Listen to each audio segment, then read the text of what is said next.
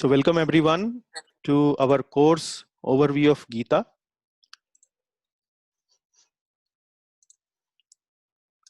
This is our 46th class and we are doing chapter number 13, the title of which is Nature, the Enjoyer and the Consciousness.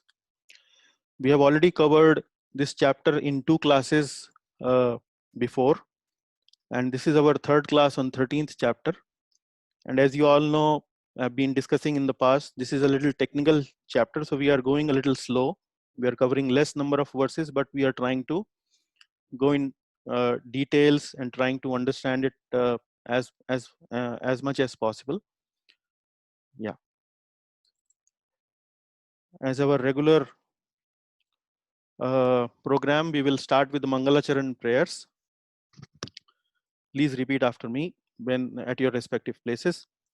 Om Ajnanatimirandhasya Jnananjana Shalakaya Chakshurunmilitam Yena Tasmai Shri Gurave Namaha Shri Chaitanya Manobhishtam Sthapitam Yena Bhutale Swayam Rupa Kadamahyam Dadati Swapadantikam Vandeham Shri Guru Shri Yuta Padakamalam Shri Guruna Vaishnavamscha Shri Rupam Sagrajatam Sahagana Raghunathanvitam Tam Sajivam साद्वैतं सावधूतं परिजनसहितं कृष्णचैतन्यदेवं श्रीराधाकृष्णपादान् सहगणललिता श्रीविशाखान्वितांश्च हे कृष्णा करुणा सिन्धो दीनबन्धो जगत्पते गोपेश गोपिकान्त राधाकान्त नमोऽस्तुते तप्त कांचन गौरांगी श्रीराधे वृंदावनेश्वरी वृषभानुसुते देवी प्रणमामि हरिप्रिये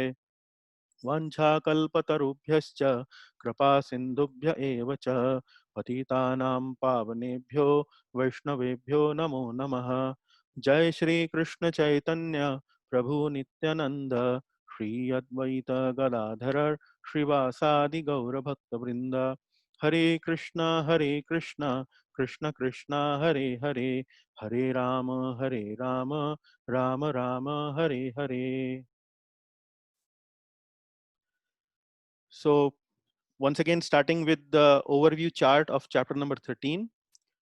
As we know that we have covered till the verse number 19, which is the fourth section of this chapter.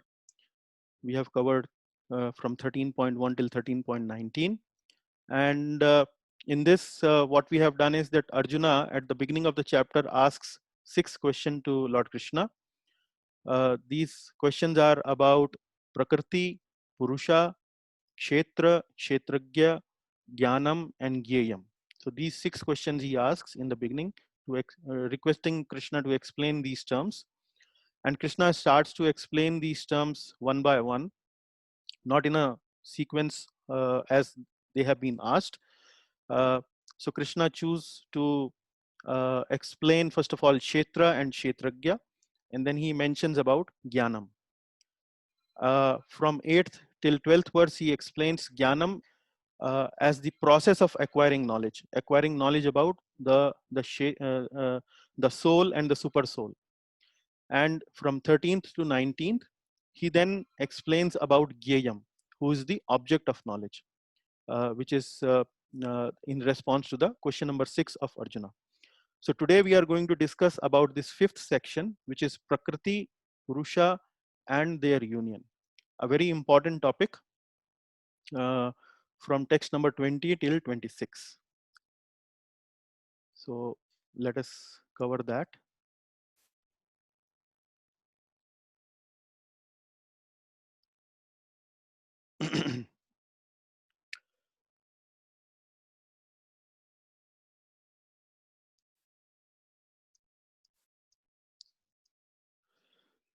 Before we start our class, I will like to make a small clarification and a correction.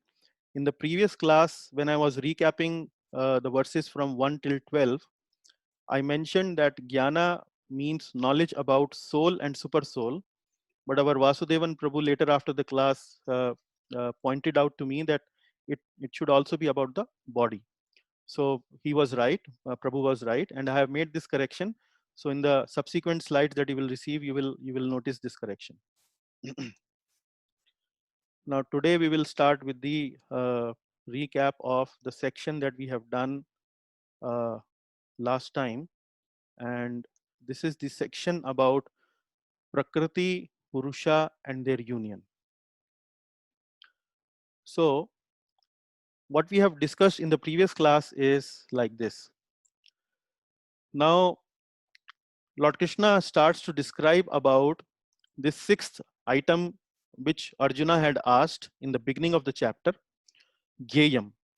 Gyayam means the object of knowledge. And then Lord Krishna further explains what is Gyayam, and he starts to explain that actually Gyayam is soul, which is beginningless, subordinate, and beyond the cause and effect. We discuss these points one by one, that what does it mean by beginningless. Beginningless we have already studied in the second chapter of Bhagavad Gita. Beginningless means that the soul is unborn, it doesn't have any beginning. Similarly, we studied that it is subordinate. Subordinate to whom? Subordinate to the super soul, the Paramatma, and beyond cause and effect. So we discussed also about how it is beyond cause and effect. We understood that actually the body is the product of some cause. For example, like when we take birth through our parents. So this body is developed in the parents' bodies, and the parents' bodies develop in their parents' bodies. So actually the bodies keep on changing, but in the body the soul doesn't change. So when we say that the soul is beyond cause and effect, it means that the soul is unchangeable. Actually, it doesn't have any cause. Body has a cause, but soul doesn't have a cause. Similarly, then while describing Gyayam, Lord Krishna further explains about the second Gyayam, which is the super soul. And he starts to explain the attributes of the super soul. Super soul means Paramatma. He starts to first of all explain that super soul is all pervading. He's everywhere. He has hands and legs everywhere.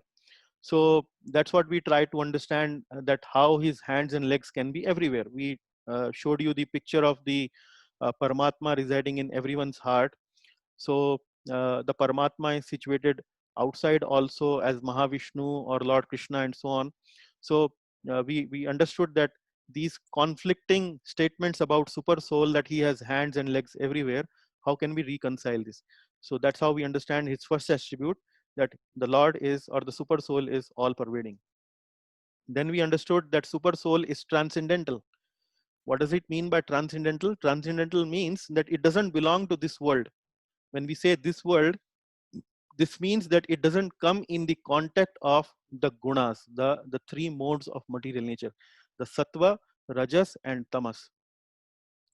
And the example that we gave, or the verse that it discusses, it says that the super soul is source of all senses but devoid of senses.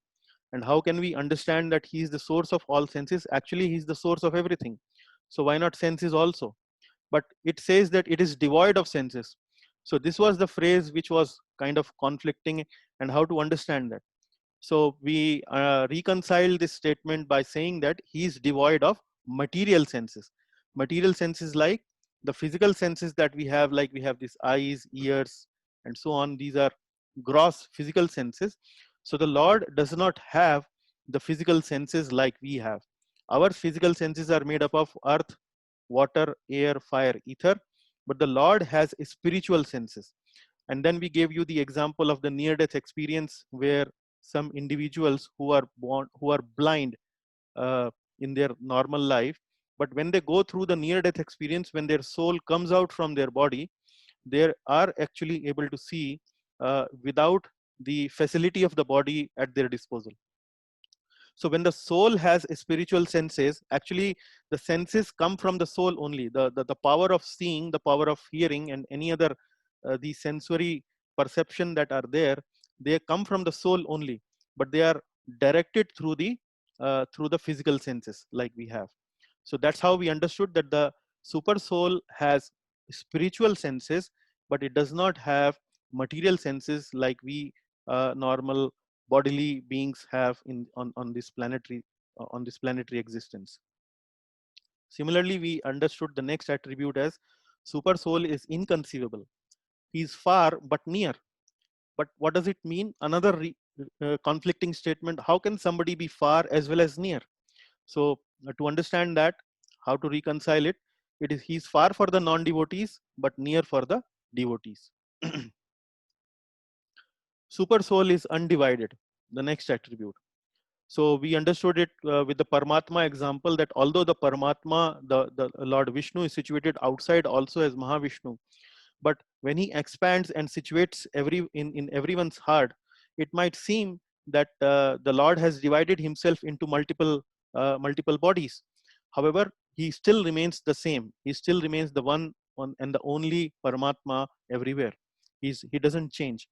So that's how we understood super soul is undivided. And then we also discussed that how the super soul is source of all light, all illuminating bodies like sun and the stars and other planets like that. And then he's the source of all knowledge, and he's situated in everyone's heart. So here the distinction was made very clear that how the Paramatma is situated in everyone's heart. Uh,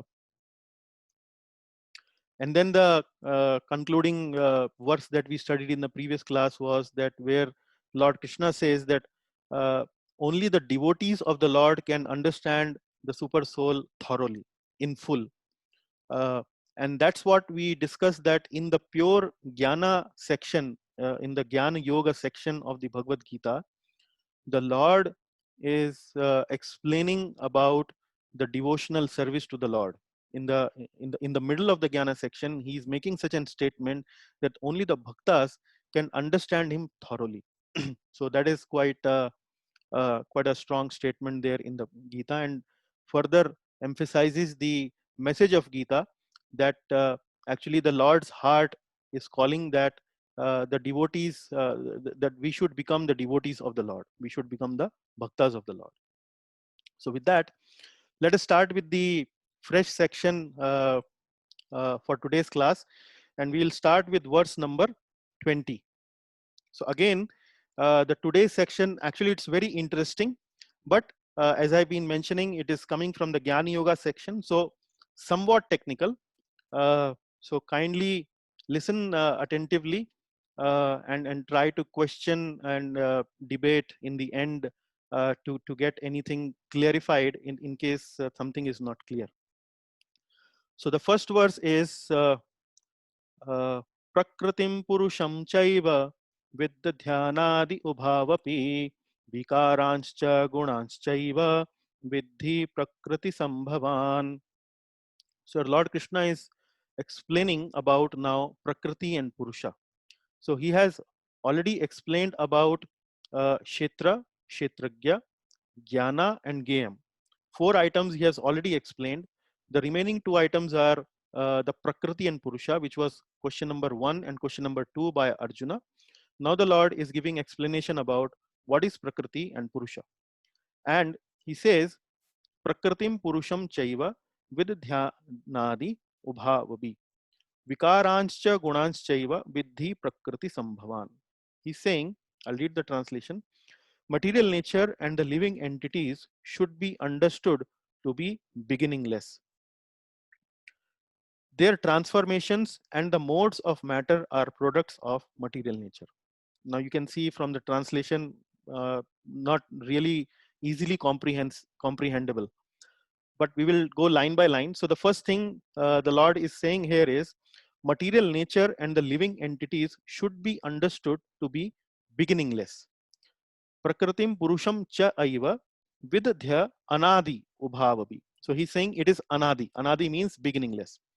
Now we are talking about 2 things: material nature and the living entity. Living entity and soul is same. So we already know from our understanding from chapter number 2 and throughout the Gita we have been discussing this, that soul is eternal, soul is beginningless. So that is something which we need not once again dwell upon. So between the two items, material nature and living entity, we understand that living entity is eternal. But how is material nature eternal? Material nature is eternal. We can understand this by one example. And probably we have understood this example by law of conservation of mass or law of conservation of energy that we have been studying in our maybe primary classes, maybe in our school days, where we studied about some basic science like law of conservation of mass, law of conservation of energy, that mass cannot be destroyed or created, energy cannot be destroyed or created.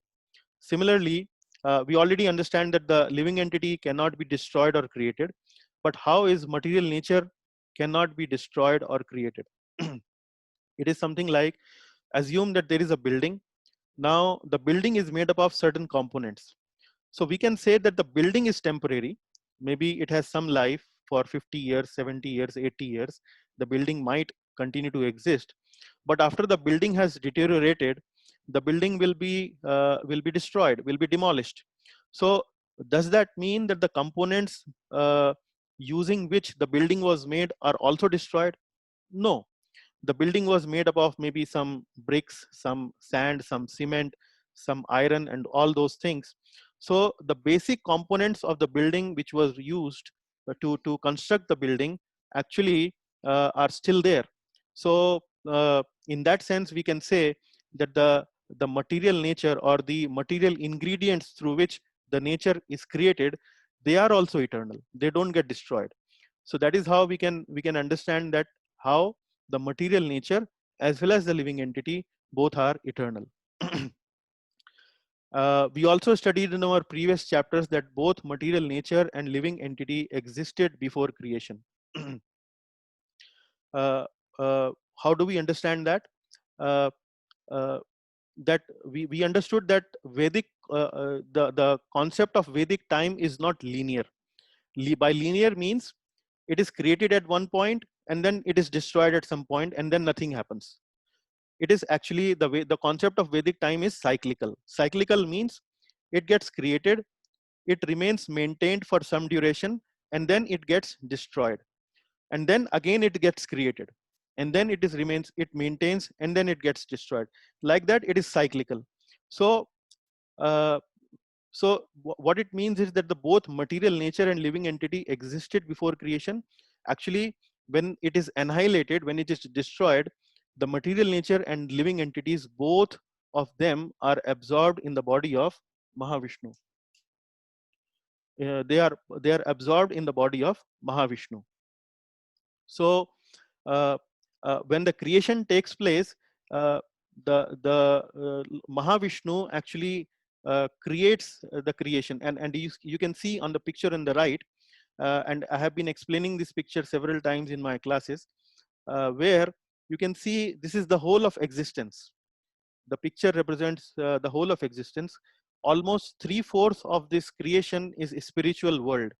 These are spiritual planets. Uh, but only the 25% of the existence is actually uh, is the material creation. Material creation in which we are the part of this material creation. So when the creation takes place, what happens is that all the ingredients of the material nature and the living entity, which is the soul, they are all absorbed in the body of Mahavishnu when the annihilation takes place, when the destruction takes place. And when the creation takes place, all these material elements come out. Mahavishnu, with the help of glance of Mahavishnu, these material elements are created in various in the various in the form of various planets, and these various planets are then populated. The same living entities which were existing in the past, they are given various bodies, and then they are populating the various planets of these material existence. So this is how the creation takes place. So the material nature and the living entity both were absorbed in the body of Mahavishnu at the time of annihilation, and when the creation takes place, they manifest once again, and the creation starts to take place with the same components. So this is to emphasize that both the Prakriti, the material nature, and the Purusha. Purusha means the living entity. They are eternal. And now we go to the second line of the verse. So far we have studied the first part, which says material nature and the living entities should be understood to be beginningless. So we already know the soul is beginningless. Now we also understood how the material nature is also beginningless. Now we'll go to the second part. Their transformations and the modes of matter are products of material nature. Now, what does it mean? Their transformation, which means the bodies, and the modes of matter, which are material modes, which we have studied as gunas. Gunas means sattva, rajas, and tamas. So in chapter 7 we have studied about sattva, rajas, and tamas in detail. We also did a workshop on sattva, rajas, and tamas, where we understood how sattvic guna is, what are the characteristics of sattvic guna, what are the characteristics of rajas, what are the characteristics of tamas. So now the Lord is saying here is that although the raw material or the basic components of the material nature are eternal, but the forms that these components are used to create, because these components, these various ingredients of material nature are used to create various various objects in the material nature. What are those various objects? For example, it creates various bodies, it creates various planets, and everything that it creates is actually subjected to modes of material nature. So everything that is created in the material nature can be classified as a combination of various modes: sattva, rajas, and tamas. Now, to give you a analogy, we can give an analogy of, say for example, if we have to create some painting, or if we have to create in maybe electronic gadgets like television or computer, we see a colorful screen in front of us. But when we see various colors on this electronic gadget, these are actually produced by three basic colors. Now these three basic colors could be maybe red, green, and blue. In some may define as red, green, or yellow. There could be various ways of defining these basic colors, but the point is that there are basic colors which are used to create multiple effects on this electronic screen. So what does it mean? That these basic colors, the quantity of these basic colors or the existence of these basic colors remains eternal. uh, this is compared to the prakriti. This is compared to the material nature, which is the raw material, or which represents the components through which the creation takes place. So this is the components, but through these components uh, there are various images are created. So what does it mean? Now we see so many bodies, so many type of bodies existing around us. Maybe, for example, to name a few, we see the body of a dog, we see a body of a pig, we see a body of a human being, we see trees, we see plants, we see so many creations, we see planets, we see sun, the moon, the stars. So much we see around us. So everything that we see around us, which is material in nature, is actually created by these basic components, which we are defining here as material nature. So what here the second line says is, their transformation and the modes of matter are products of material nature. What he's trying to say is that the living entity doesn't take part in the transformation. Neither the living entity is modes of nature. So when these various bodies and various objects are created, they are actually the products of material nature. They are the actually the, for example, like these various paintings are actually the product of three basic colors. So that's what the second line means.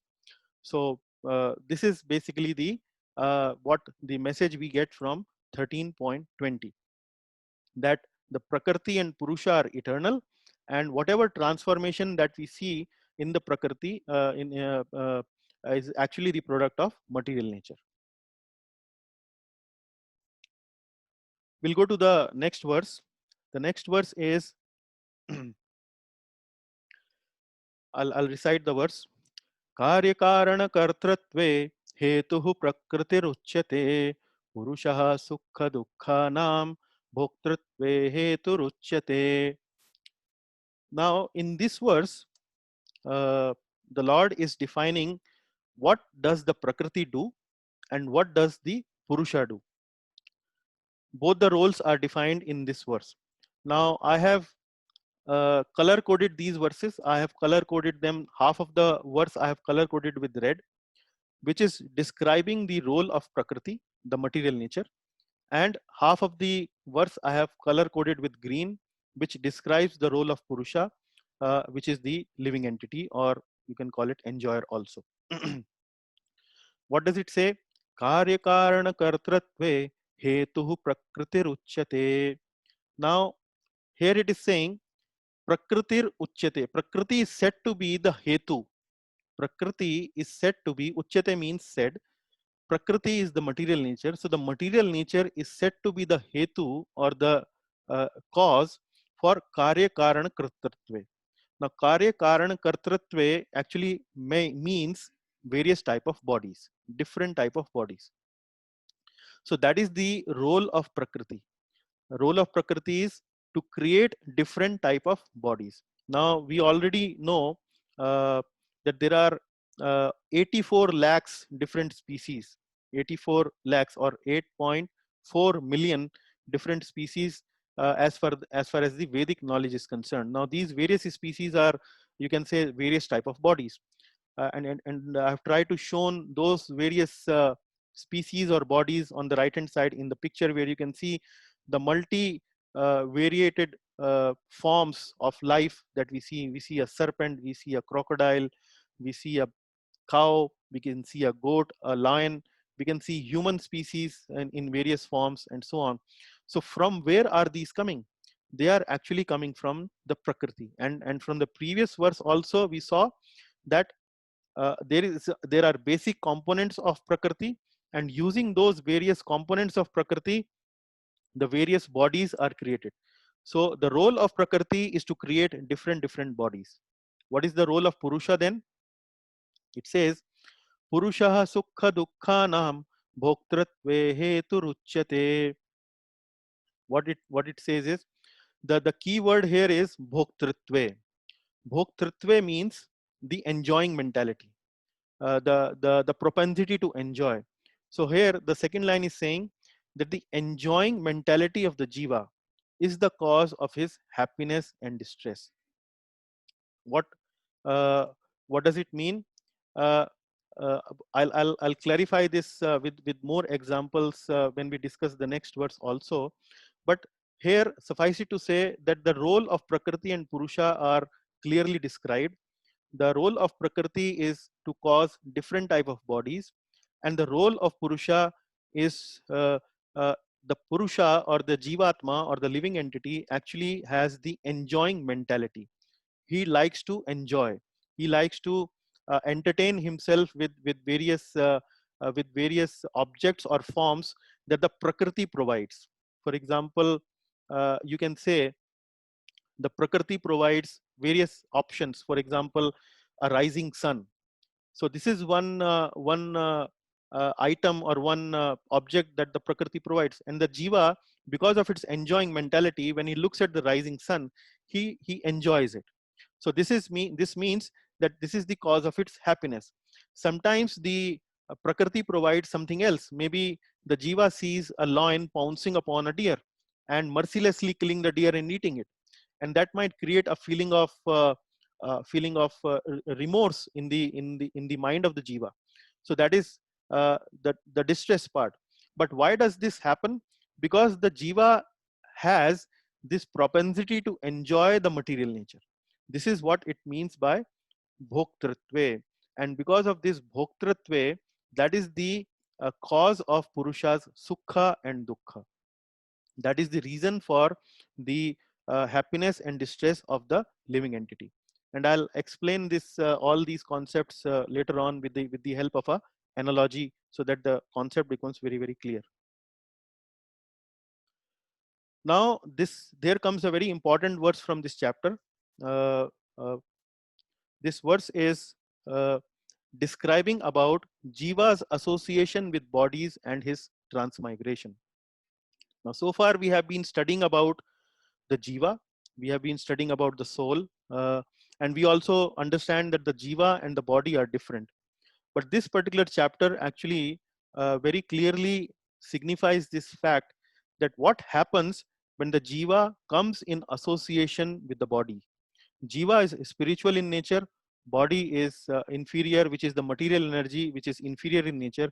So when this superior spiritual energy comes in contact with inferior material energy, what actually happens? The verse goes like this: Purushah prakriti sthohi bhungte prakriti jan gunan karanam guna sangasya sad asad yoni janmasu. What it says is, Purushah prakriti sthohi. The living entity is situated in the material body. Purushaha is the living entity. Prakriti is the material nature, which is represented here by body, the body that the Purusha or the living entity gets. So the living entity is situated in the material body or in the material nature. Then it says, Bhungte prakriti jan gunan. In the body, he enjoys the material modes produced by the prakriti. While the purusha or the living entity is there in the body, because of its mentality of enjoying, which we studied in the previous verse. In the previous verse, we studied uh, this word bhoktritve, which we discussed about the role of the prakriti. The prakriti creates bodies, and the jiva has this enjoying mentality. So the same enjoying mentality has been mentioned once again here. So the living entity is now placed in the body, which is the now the union between the living entity and the body. And what happens, because the jiva has this enjoying mentality, he wants to enjoy the prakriti, he wants to enjoy the material nature. And then what happens when he enjoys the material nature? What happens when he enjoys the material nature? This is due to association with three material modes. This is due to the association of three material modes. Three material modes, as we already studied, sattva, rajas, and tamas. So when the jiva comes in this material body, he comes under the influence of material modes, and sometimes he experience sattvic feelings, sometimes he experience rajasic feelings, sometimes he experience tamasic feelings. So once he starts to, and because he already have this enjoying mentality, so with this enjoying mentality, he starts to experience these various kind of modes, sattva, rajas, and tamas. And when he starts to enjoy these various kind of modes, he become attached to them. So what it says is, Karanam guna sangasyo. The word sanga is mentioned here. Sanga means association. So when it associates with the matter, he becomes attached to the matter. He becomes attracted to the matter. He becomes kind of say captivated with the matter. He becomes attached to it. So Karanam guna sangasyo sad asad yonisu janmasu. Thus, he meets with good and evil in various species.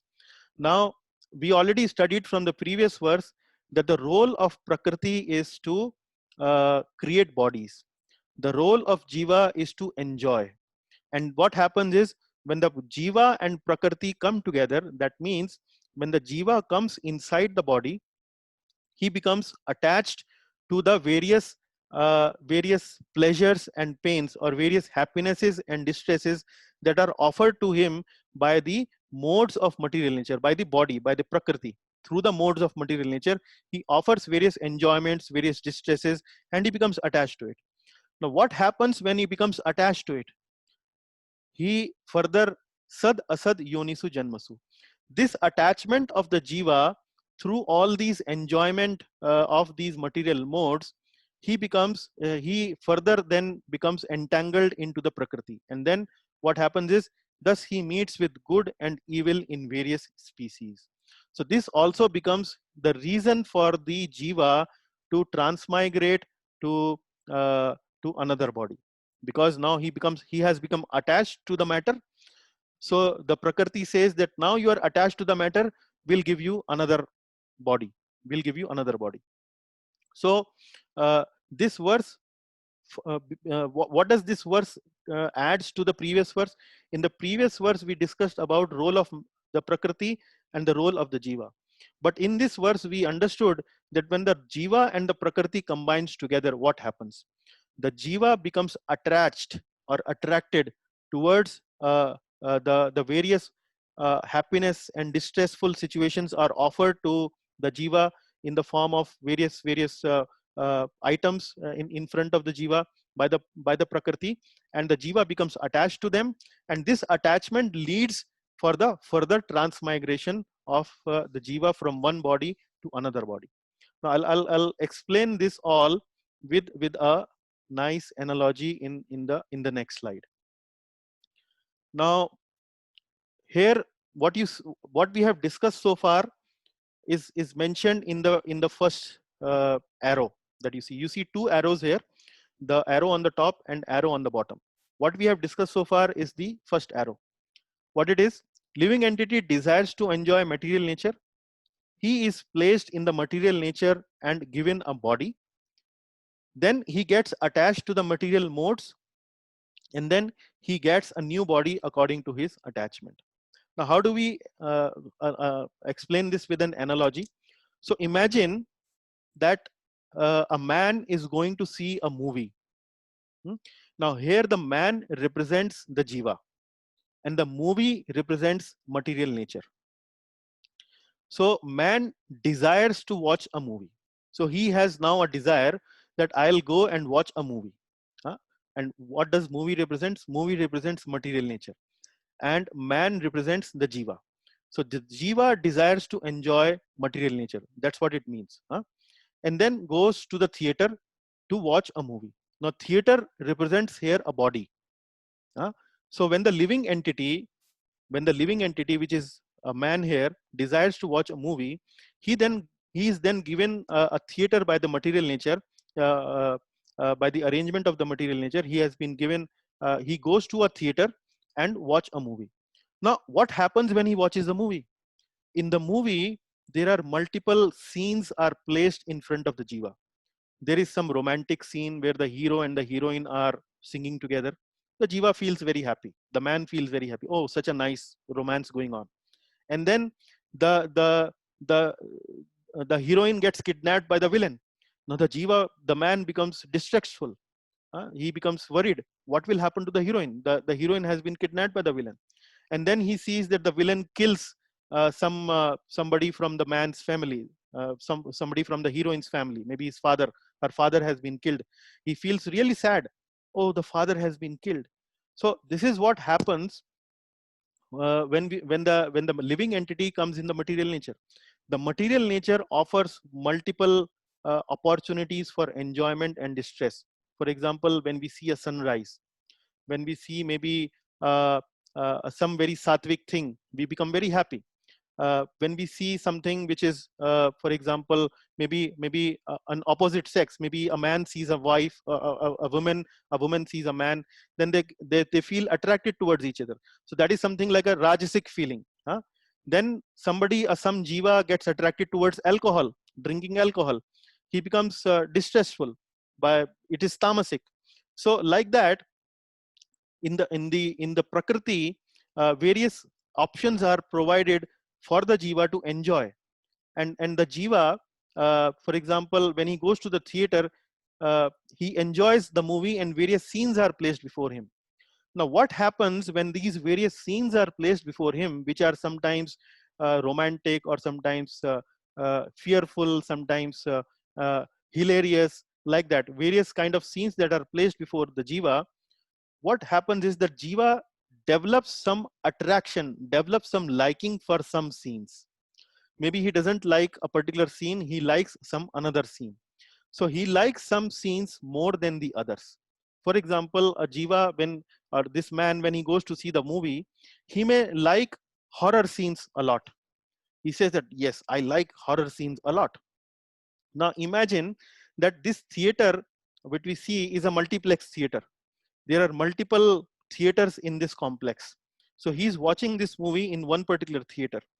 Now what happens is, when he likes these scenes of horror movie, then he understands that in this multiplex theater, in theater number 15 or in some theater in this multiplex, horror movies are played a lot.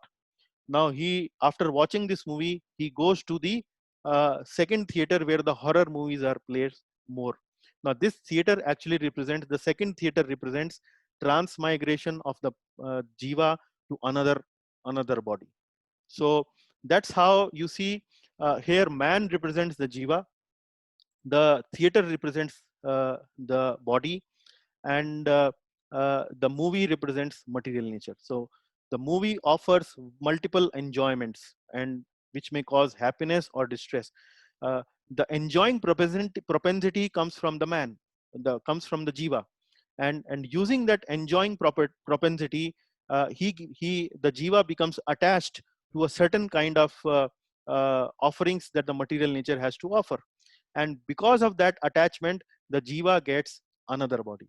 So this is how the transmigration takes place. So we have already studied in second chapter, where Lord Krishna says that from birth to youthhood to old age, the body keeps on changing, and when the body is not no longer any use, the soul takes another body. Now this is explaining you how that transmigration takes place. What are the rules, or what are the kind of basis the transmigration takes place, how the living entity goes from one body to the another body. This is what is mentioned in this particular verse. Now we will see Srila Prabhupada in his purports have explained all these phenomena very categorically. Very nicely he has explained in the purports. So we will read the purport of verse number 21 now. What Srila Prabhupada is saying is, according to one's desires and activities, material nature places one in various residential quarters. Now residential quarters means bodies here. The being himself is the cause of this attaining such residential quarters. Why the being is himself responsible for this? Because the enjoying mentality is actually coming from the being himself, the living entity. And then once placed in one particular kind of body, he comes under the control of nature. So Prabhupada is saying that once the living entity is placed in the body, he now comes under the control of nature, because the body being matter acts according to the laws of nature. Now that's what Prabhupada is explaining here, because body is material, so it acts according to the laws of nature. At that time, the living entity has no power to change that law. Now when the living entity is there in a particular body, now the living entity cannot say that I will act differently than the body that has been given to me. The living entity at that point of time cannot say. What does it mean? Srila Prabhupada is elaborating on that point. He's saying, suppose a living entity is put into the body of a dog. As soon as he is put into the body of a dog, he must act like a dog. He cannot act otherwise.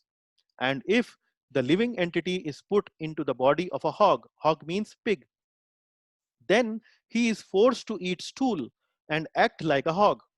Similarly, if the living entity is put into the body of a demigod, he must act according to his body like a demigod. This is the law of nature. Now, this is something, a very graphic examples Srila Prabhupada is giving in his purport. So when he says that when a living entity is put in the body of a hog, the the hog likes to eat stool, likes to eat these kind of obnoxious things, which the human being actually will detest. If you see, if a human being sees a stool, he will certainly immediately recoil back. He will say, no, this is something which is not a very good view to have. But the same stool, when it is offered in front of the hog, it might appear to him like a very a delicacy, maybe something like a halwa to a human being, for a hog. Now why this hog reacts to the stool in a different way than the human being? Because the hog had developed those kind of attractions in the past. In his previous life, he had developed that kind of attraction in the material nature when he was in the previous body, and that is why the living entity has been given by the laws of material nature a particular kind of a body. No. Srila Prabhupada further says, this is the law of nature. But in all circumstances, the super soul is with the individual soul. The super soul doesn't leave the soul, although he is in its hawk body or a dog body or a human body. This is explained in the Vedas. In the Vedas, Prabhupada is mentioning about the Mundaka Upanishad, where he's saying, Dva Suparna Sayuja Sakhaya. So you must remember that, you might be remembering that in the previous class, I had shown you a picture of two birds sitting on a tree. So one bird is enjoying, the another bird is actually looking at the other bird. So that is where this comes from. Dva Suparna, Suparna means bird. Dva Suparna Sayuja, Sayuja means together. Sakhaya, like as friends. So as friends, they are sitting together in the body. The Supreme Lord is so kind upon the living entity that he always accompanies the individual soul and in all circumstances is present as super soul or Paramatma. So this is the purport of 13.21, the verse number 13.21, Karya Karana Kartatve Hetu Prakriti Ruchyate. Now we'll also see some more details that Srila Prabhupada is giving us in the purport for 13.22. Here, what we discussed in 13.22, in 13.22 we discussed that Purusha, the living entity, and the Prakriti, the body, they come together. The Purusha becomes attached to certain enjoyments, certain happinesses and distresses that the body or the Prakriti has to offer to the Purusha. The Purusha has already the enjoying mentality and he becomes attached. He becomes captivated by certain modes of the Prakriti, and based on his attachment, his attraction, he is then now given to next body. Sad asad yonisu janmasu. Sad means good, asad means bad, yoni means species. So because of that particular type of attachment that the jiva develops, he gets sad, a good species, or a asad species, or a bad species according to the attachment he develops. So Srila Prabhupada here explains in the purport and says this verse is very important for an understanding of how the living entities transmigrate from one body to another. This change of dress, now he's using the same word which in the second chapter Bhagavad Gita, Lord Krishna mentions that changing of body is like changing of dress. So he's saying this change of dress is due to his attachment to material existence. Bhoktratve, or in this verse it is mentioned as bhunkte. Bhunkte means having the enjoying mentality, and through that enjoying mentality the living entity develops the attachment. As long as he is captivated by this false manifestation, he has to continue transmigrating from one body to another. Due to his desire to lord it over material nature, he is put into such undesirable circumstances. Under the influence of material desire, the entity is born sometimes as a demigod, sometimes as a man, sometimes as a beast, as a bird, as a worm, as an aquatic, as a saintly man, as a bug. So Prabhupada is giving you all kind of examples to just to make you think, understand that these are the various forms, various bodies that the individual living entity can get in the future life. And then he says, how he is put into such different bodies is explained here.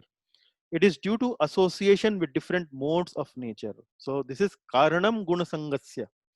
That's what we explained in the 22nd word. Karanam guna sango asya. Guna sanga. Sanga means association with the modes. Karanam guna sanga. Guna means modes. Association means sanga. With this association, the attachment is developed. The captivating or the liking of the jiva towards this particular mode is developed. So now Prabhupada is mentioning, it is therefore one has to rise above the three material modes and becomes situated on the transcendental position. That is called Krishna consciousness. So you must be remembering in the 7th chapter, when we did the workshop, we tried to understand three kind of families: the family in the mode of goodness, the family in the mode of passion, the family in the mode of ignorance. Sattvic family, Rajasic family, and Tamasic family. And you very nicely described, many of the participants in that workshop had described that what are the features of the Sattvic family, what are the features of Rajasic family, and what are the features of a Tamasic family. And then we also discussed how we can continue to increase the sattvicness in ourselves, in case we have tamasic propensities, we have rajasic propensities. So how can we convert those tamasic and rajasic propensities to sattvic propensities? So that's what Srila Prabhupada is mentioning here. He's saying one has to rise therefore above the three material modes and become situated in transcendental position.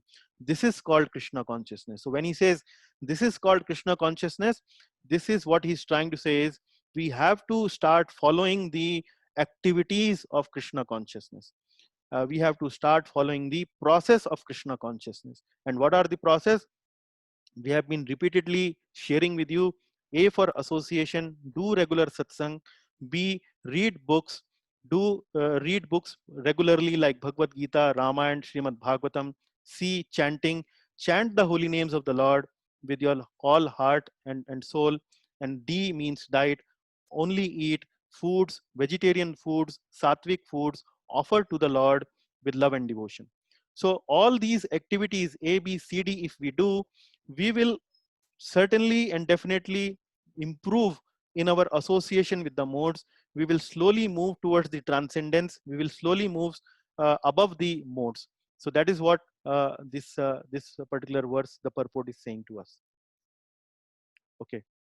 Now, after describing the soul, the first Purusha, which is the soul, now the Lord is describing what is the super soul, what is the another Purusha. And here you can clearly see the contrast that that the Lord will bring while describing the super soul. So he's saying, Upadrashta Anumanta cha Bharta Bhokta Maheshwara Paramatmeti cha Pyukto Dehesmin Purusha Para. So this is for the first time in Bhagavad Gita, you will see that the various characteristics of Paramatma are clearly defined by Lord Krishna. He's saying that such a super soul, such a Purusha, which is the Para Purusha. Para Purusha means the transcendental, the beyond. He is the beyond. For the previous Purusha, the soul, he has not used the word Para. For that, he is using that Purusha Prakriti Sthohi. He's saying that that kind of Purusha is placed in the Prakriti. So he is subjected to the Prakriti. He is subjected to the Prakriti. Bhunkte Prakriti Jan Gunan. He is actually enjoying that Prakriti. But for this Purusha, he's saying it is actually Para. He is beyond Prakriti. He is beyond. And where he is this Purusha? This Purusha is actually Dehe Asmin. He is also in the Deha. He is also in the body. Like you would see that in the earlier in this 13th chapter, Lord Krishna has mentioned that there are two Kshetragyas. One is the soul and the another is the super soul. So when he's describing the second Kshetragya, he's mentioning that this Kshetragya actually knows the all the bodies. Sarva Kshetragya Geyeshu. That's what he's saying, that he the second Purusha knows about the all the bodies. So here the distinction in this particular verse becomes even more clear. So he's saying that this Purusha is Para, he is also situated in the body. And then he's saying Paramatmeti cha api yukto. Now this Purusha is known as Paramatma. He's now clearly defining what is Paramatma. And then he's giving the characteristics of this Paramatma. He's saying that he's Upadrashta. Upadrashta means overseer. Upadrashta, he's seeing from the top. Up means Upadrashta, overseer, means he's overseeing it. He's seeing it from the top. What does it mean? The previous Purusha actually doesn't see from the top. He's actually got caught up in the Prakriti. But this Purusha is actually, although he's inside the body, but he's not attached to the body. He's not getting entangled with the body. He's not getting captivated with the body. So he's the overseer. He's acting like a overseer. And then he's saying he's the Anumanta. He's Anumanta means he's permitter. What does it mean? Now I have been explaining this picture where the two birds are sitting on a tree. Now this particular bird that you see actually represents the living entity. So this living entity is enjoying the material nature. You see, this tree represents material nature. So this living entity is enjoying the fruits of this material nature. He's happily doing that. And this particular Purusha, or the second bird, is actually Paramatma. Now this Paramatma is overseeing, he's overseeing the body as well as the bird, the living entity. He's overseeing it. Now you can see the fruits are there in front of this bird also, but this bird is not interested in these fruit. He's simply watching the other living entity, waiting that when this living entity will actually turn its face towards the Paramatma. So he's the overseer, he's the permitter. His permitter means the living entity desires to enjoy the fruit, the Lord agrees to it. Okay, you want to do this, please do it.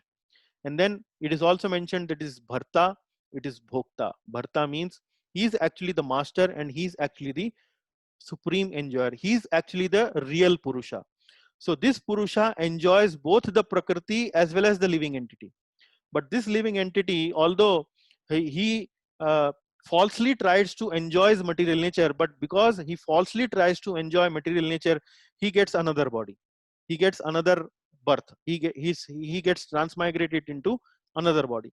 So but when this living entity actually understands that this material nature and he himself is actually the part and parcel of this supreme Purusha or the Param Purusha, then actually the real life of this living entity starts.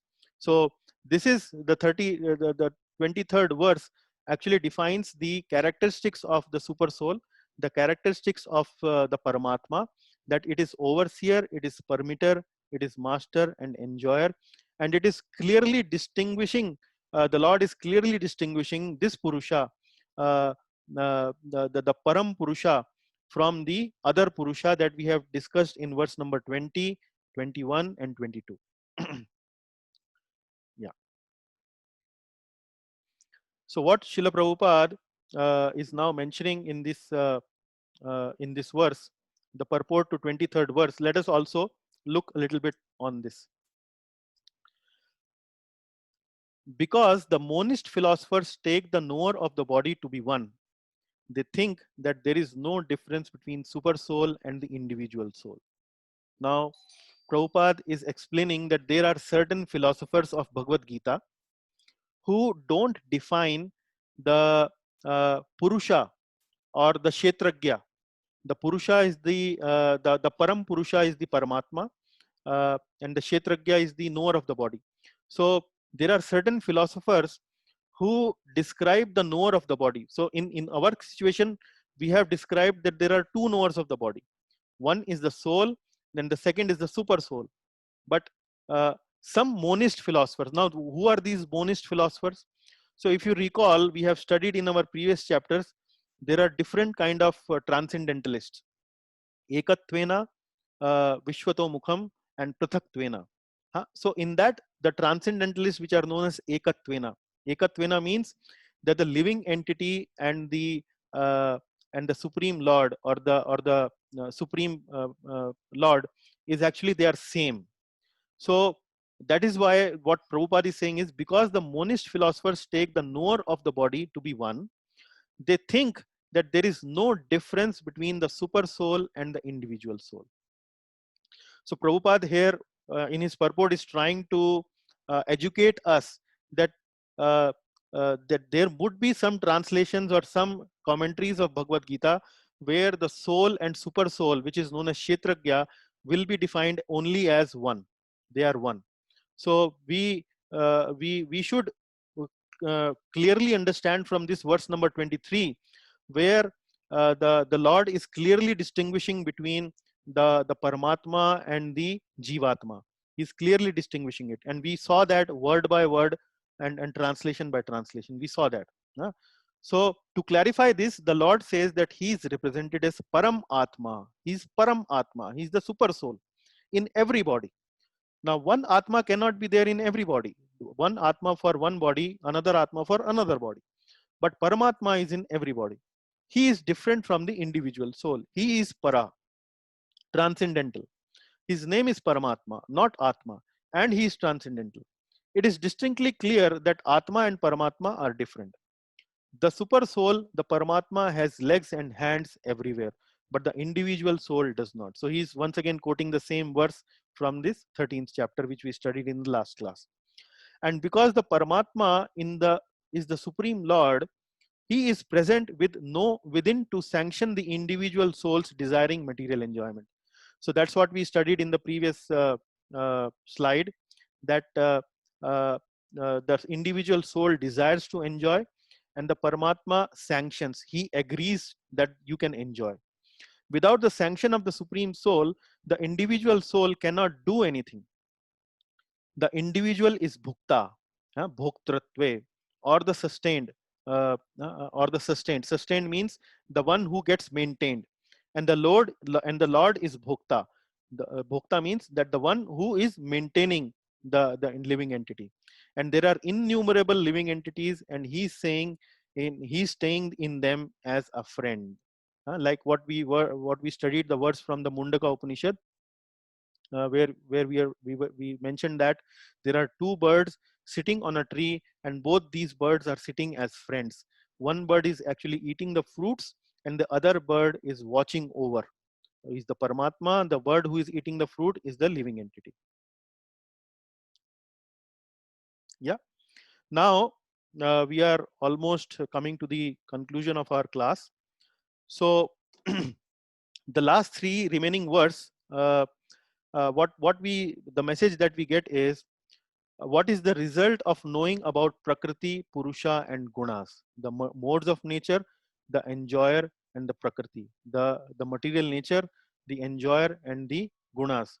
What is the result of knowing this knowledge? What is the outcome of knowing this knowledge? So Lord says, Ya evam vetti purusham prakritim sya gunai saha sarvatha vartamanopi na sa bhuyo bhijayate. The Lord is saying, one who understands this philosophy concerning the material nature, the living entity, and the interaction of the modes of nature is sure to attain liberation.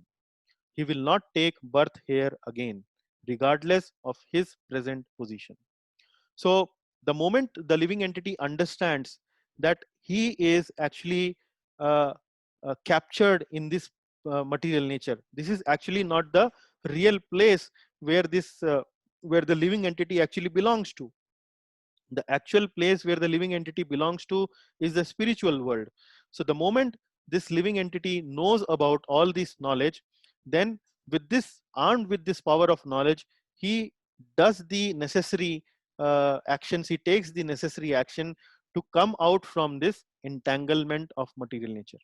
And that's what the Lord is saying, that one who understands this knowledge, he is sure to attain liberation. He will not take birth here again, regardless of his present position. So the liberation actually doesn't come automatically just by theoretically knowing about all these, but uh, actually when we act upon this knowledge properly with the right understanding, then only the liberation part will come. So that's what we need to understand.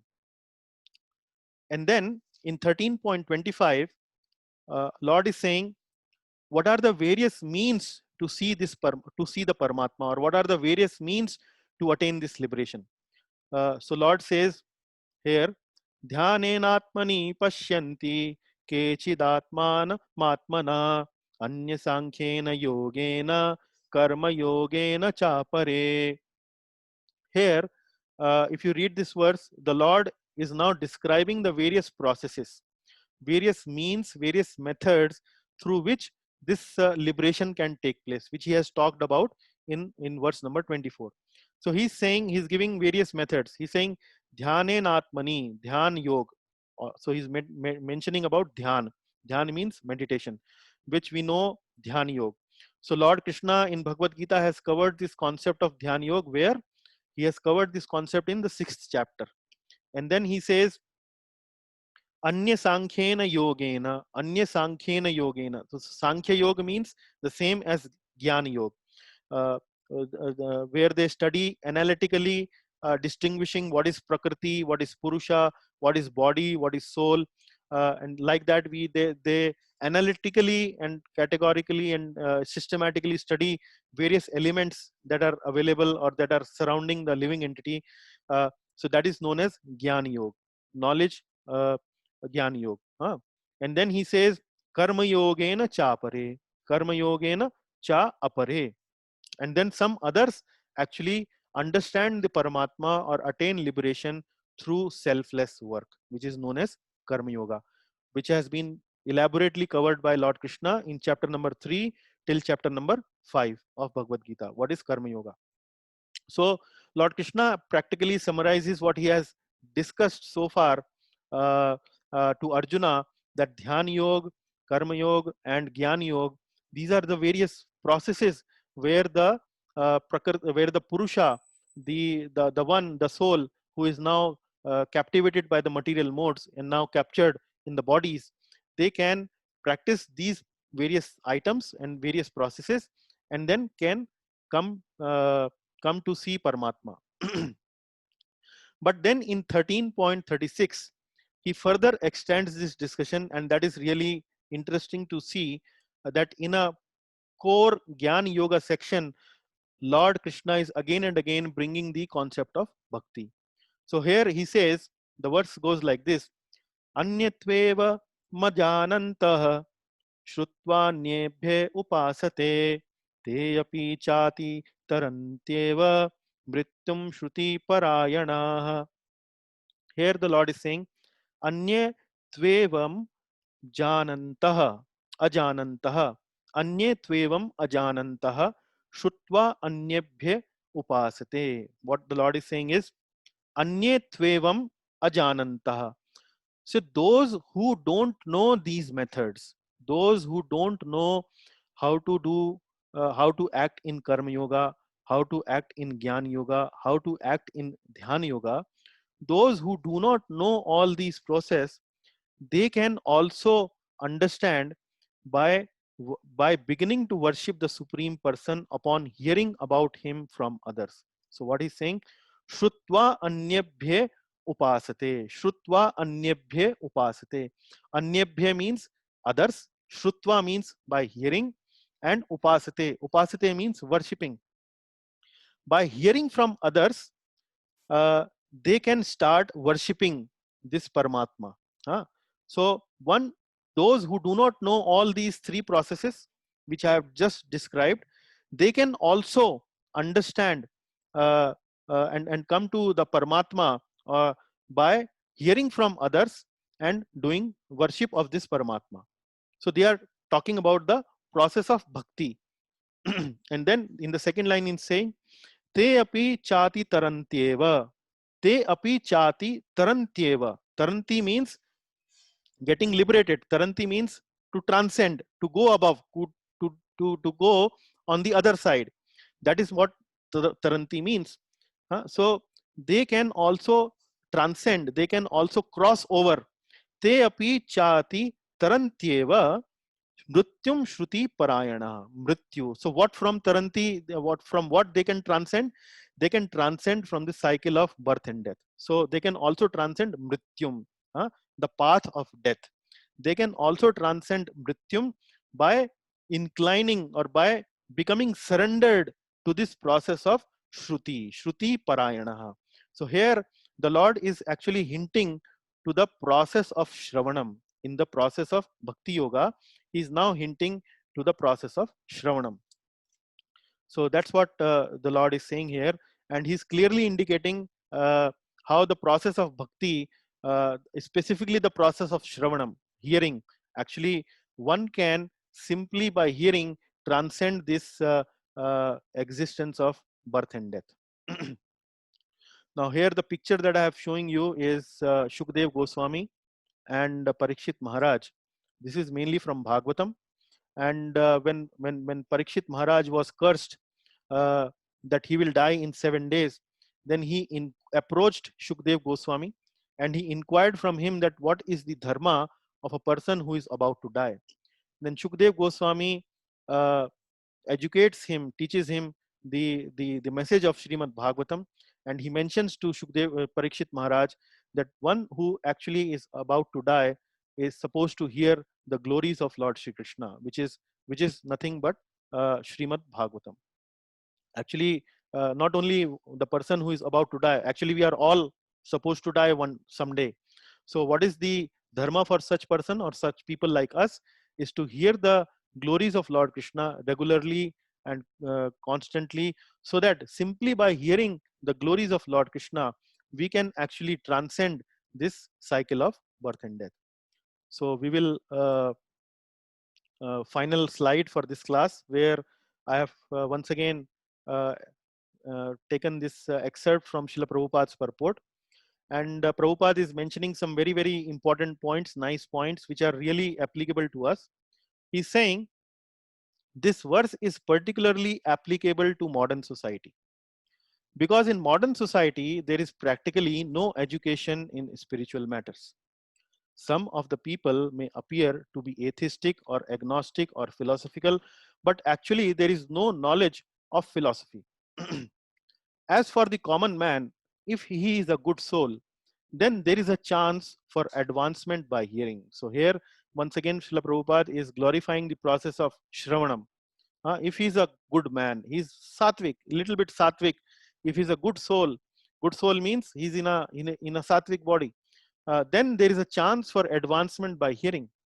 This hearing process is very important. Now you can see why we are always emphasizing on A, B, C, D. A, B, C, D means where B means books. So books actually represents hearing. When you read the book, you actually hear. Either somebody reads for you, or you read it for yourself. You hear whatever you read. So what he's saying is this hearing process is very important. And now he's quoting Lord Chaitanya Mahaprabhu. So Lord Chaitanya, who preached Krishna consciousness in the modern world, gave great stress to hearing, because if the common man simply hears from authoritative sources, he can progress. Especially according to Lord Chaitanya, if he hears this transcendental vibration, Hare Krishna, Krishna Krishna, Hare Hare, Hare Ram, Ram Ram, Hare Hare, specifically this transcendental vibration, if he hears, then there is a chance that he can make progress and transcend this material existence. And then he says, it is stated therefore that all man should take advantage of hearing from realized souls and gradually become able to understand everything. So realized souls, so from whom we are studying here, under whose guidance we are studying here? We are studying here under the guidance of Srila Prabhupada, whose commentaries are illuminating us, whose commentaries are inspiring us, whose commentaries are actually guiding us. They are clearly distinguishing that what is the best process to transcend this material existence, what is the best process that a living entity, which is a common man, who cannot do dhyan yoga, who cannot do the austerities of jnana yoga, and maybe even karma yoga, he can actually simply by hearing the message of the Lord, simply by hearing from authorized sources, they can simply cross over this ocean of material existence. So that's all from my side. I hope the class was comprehensible to all the devotees. Thank you very much. All glories to Srimad Bhagavad Gita. All glories to Srila Prabhupada. So now the discussion I would like to open for any takeaways, any comments, any questions that the devotees might have. Thank you very much. Hare Krishna, Prabhu. Hare yes, Krishna. Mataji. Hare Krishna. And I want to know the difference between Jivatma and Paramatma. Yeah, the Jivatma, Mataji, is the soul, which is actually our real identity. Like when we say Anuradha, like your name, so when we are addressing to a person Anuradha, we are actually addressing to the soul inside the body of Anuradha, right? So that is what the soul means. That is what the soul is. So that soul is providing consciousness, providing life to the whole body of Anuradha. Okay. Now, besides Anuradha, besides the soul inside the body of Anuradha, there is the super soul also sitting next to it. That is the super soul. So the super soul is the Paramatma feature of the Lord, which is residing in everyone's body. Now, if you see in the 15th chapter, 15th verse, Lord Krishna will clarify that he is actually that super soul. In the 15th verse of the 15th chapter, let me find it out for you, where the Lord says, Lord Krishna says, सर्वस्य चाहम हृदि सन्निविष्टो mattah smritir jnanam apohanam cha. So there the Lord is saying is that in the all the bodies, sarvasya chaham, I am seated in everyone's heart. So there in 15th chapter, the Lord makes it very clear that the super soul he has talked about in chapter number 13, actually he is that super soul only. So that is what it means. Soul and that means universal basis. Universal basis. Universal basis. So the Paramatma is situated in everyone's heart. But Anuradha's soul, or the soul in Anuradha's body is only for Anuradha's body. That is not in the another body. That is the distinction. Okay. Okay. Thank you. Thank you. Any other question? Any other comments? What good is super soul doing to the soul when it is not sitting silent, just observing? What's actually the role it's playing? If there is no positive, there is no negative, then what is it for? Yeah, the super soul actually waits for the soul to turn towards the super soul. And when the soul turns towards the super soul gives intelligence to the soul. As you have studied in chapter number 10, where the Lord says that I gives the intelligence. So from where that intelligence comes? That intelligence comes through the agency of the super soul. That's what the so the super soul continues to observe the soul, but he waits for him to turn towards him. That's what the super soul waits. So he's actually the true friend, because even you leave the body, even the soul leaves the body, he continues to go with the soul. He continues to go with the soul. So let me read that verse to you. That what it says is, Tesham sadatam yuktanam bhajatam priti purvakam dadami buddhi yogam tam tena mamupayanti te.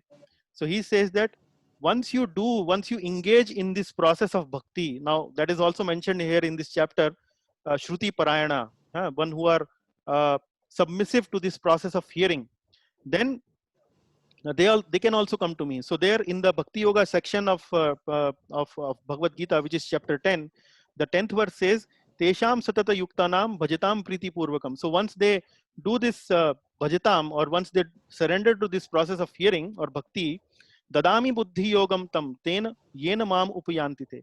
I give them the intelligence, and then through that intelligence they can come to me. So that's what the super soul does. The intelligence comes from him. And you also studied in this chapter, he says that he is source of the all knowledge. He is the knowledge. He is the goal of knowledge. So the knowledge comes from the Paramatma. That's what we studied in the previous class, where I think which verse was that, where he says that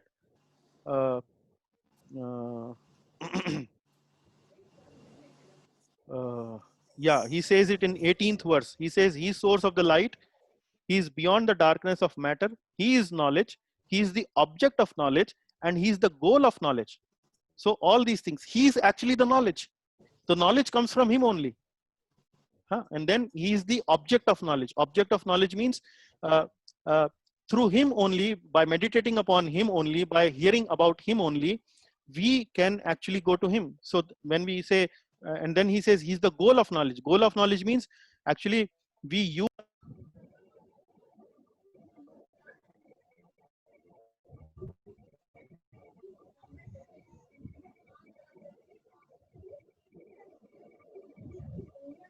Hello. Can you hear me? Sorry, I think I got muted accidentally. Yes, yes. I hope the answer was clear. I was not muted sometimes in between. Yes.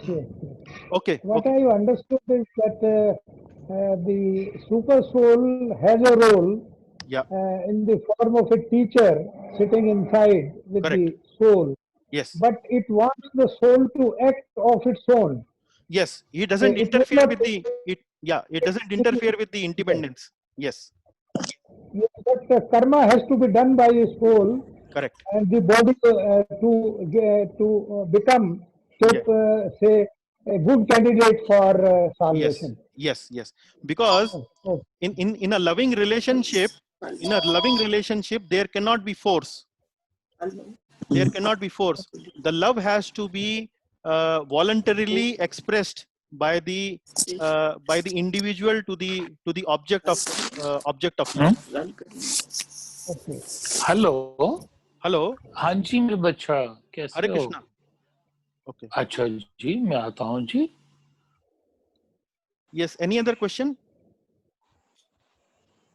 So, Prabhu, one thing, this transmigration process आपने explain किया. Yeah. So you said that if a body gets second, if he migrates, then he to animal body or a plant body. Mm-hmm. So he will behave like that, correct? Yes. It's whatever. Bound to behave like that. But is bound to behave that. But how this body can again be converted back to a human being or something? Is there a process like that, or because if it Yeah. gets converted to animal, how this animal will achieve that transcendental service, or means how it will come back to this original form? Yeah. So when they are given these bodies, which are something like sad asad yonisu, that's what we studied in the verse. So sad means good body, asad means bad body. Bad body means the body has been given to you as a punishment.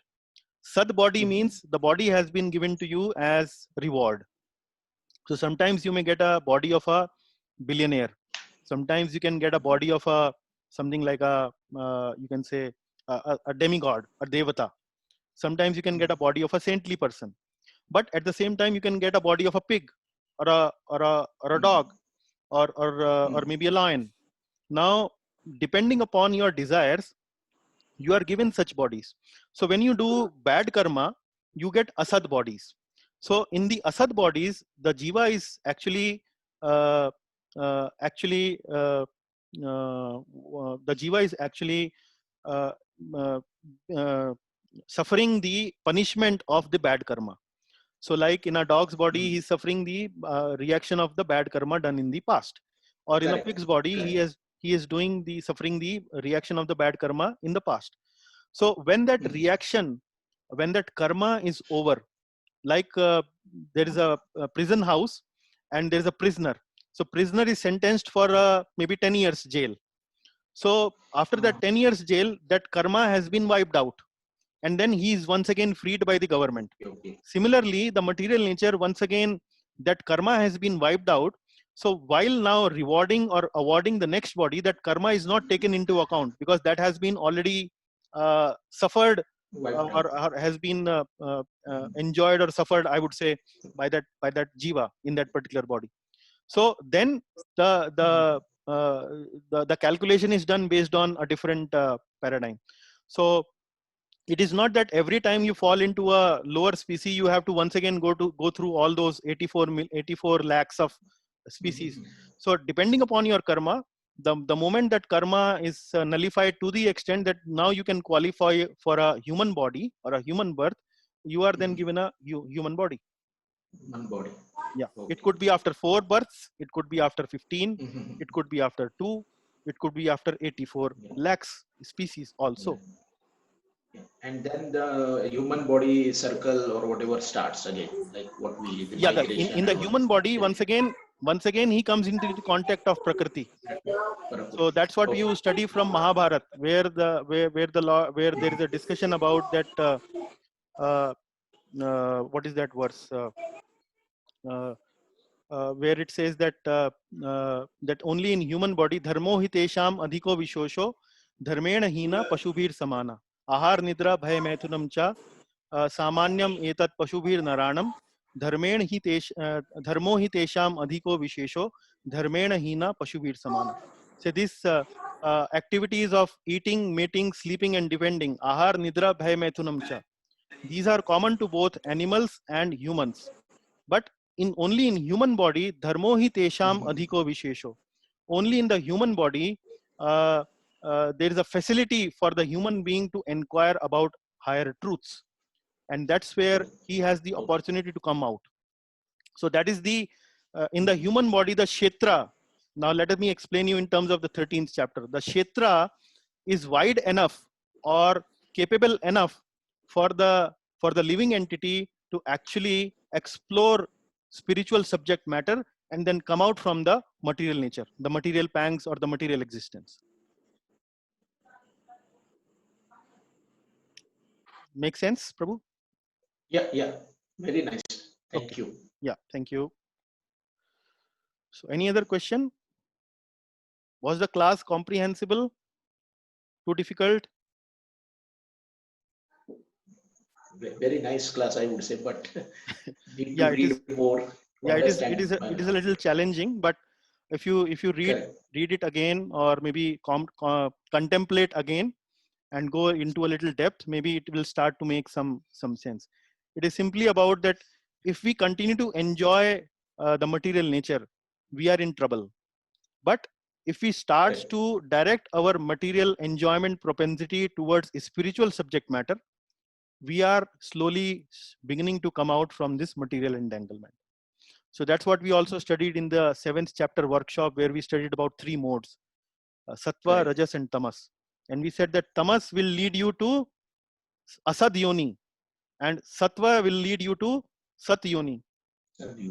Sad asad yonisu janmasu. So sat will lead you to sattva will lead you to good birth, and asad will lead you to, or tamasa will lead you to bad birth. So that's how, if you do your activities in a sattvic way, or you start to move towards bhakti or spiritual practices, then you can actually cross over the both the asad and the sad. You will then transcend. You will cross over. Go to the spiritual world where there is no asad, no sat. There is pure bliss, pure happiness. Thank you, Prabhu. Yes. Thank you, Prabhuji.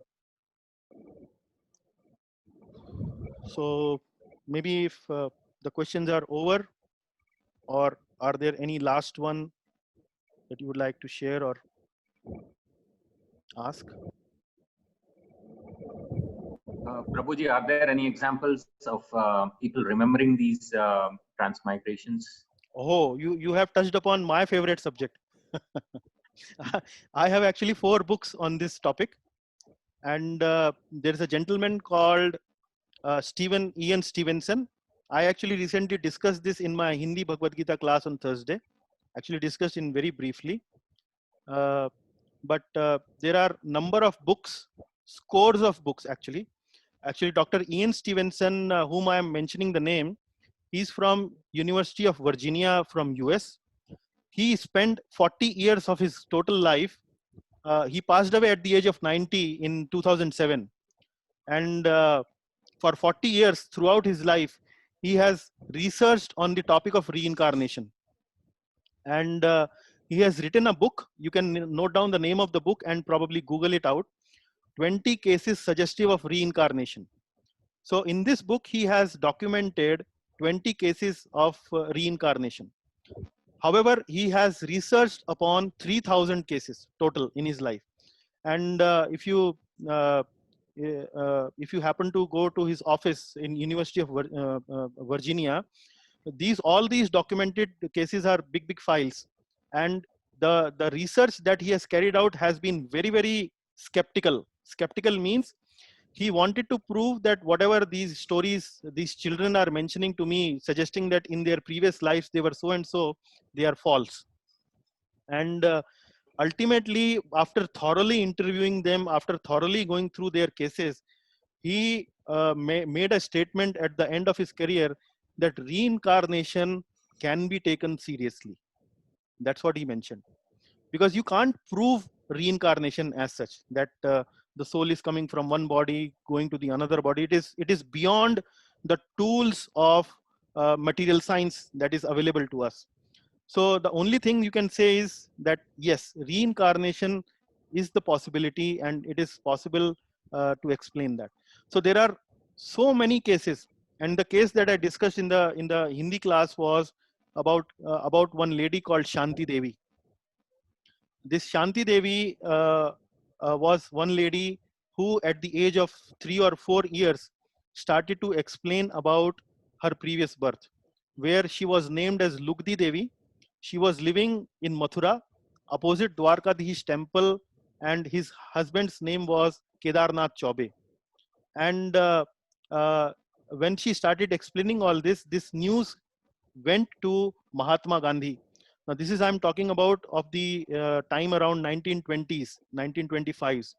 So Mahatma Gandhi, when he came to know about this case, he ordered or he organized one commission of 15 people, and these 15 people actually systematically investigated this case where Shanti Devi was taken to his previous place, Mathura. Shanti Devi easily identified that she is now in Mathura. She took everyone to the house, her previous house. She in fact mentioned that her husband likes aloo parathas. She even mentioned to her husband that while I was dying, while I was on the deathbed, you promised me that you will not marry again. Then who is this second lady who is standing next to you as your wife? Why did you marry her? And she also remembered that she got died while giving to a birth to a son. She remembered the name of the son. She in fact had a lot of maternal feelings toward the son when she looked at the son who was only few years older than her. So all those evidences are properly documented, and it is kind of a very strong evidence that reincarnation actually is a reality. Yeah, but you can Google it out nowadays in on YouTube, on Google. You'll hear a lot of these cases. But if you need some book, I can recommend some to you, because this Ian Stevenson, his assistant, whose name is I think John Green, probably that's his name. So he also continued this study further, and he has also written a book, Life Before Life, which once again documents a lot of cases of reincarnation of children. It's a very interesting read. If you like to read, want to go depth into it, you can do that. Yeah. Yeah. Only thing is the memory of reincarnation good or bad towards the path of spiritual growth? I mean, we don't seem to have it naturally, but do you think it's beneficial to have that kind of a? Well, there is nothing spiritual about reincarnation. It is simply a natural phenomena. Like Lord Krishna explains in second chapter, say, as you take body from boyhood to youthhood, youthhood to old age, when the body is no longer useful, you take another body. So there is nothing spiritual here. It is simply a natural phenomena. The Prakriti does this for everyone. So it becomes spiritual when you understand that you will have to take a body, and why, and you start to realize and appreciate that why take these bodies again and again? Why go to this trouble of birth, old age, death, disease again and again? And why not get my eternal body? Why not get my permanent body where I can actually happily reside with the Supreme Lord forever, enjoying with the Lord? So that is something, that thought, that inspiration from the activities or from this event of reincarnation actually is something which you can call it as spiritual or maybe yoga or whatever. Yeah.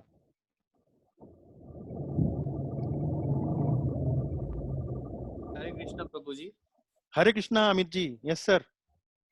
I want to know something has been mentioned in Garun Puran that the spirit travels for the spirit remains where the body is there for the next 10 days after the death. Then it starts traveling, and there are so different complete path of the spirit.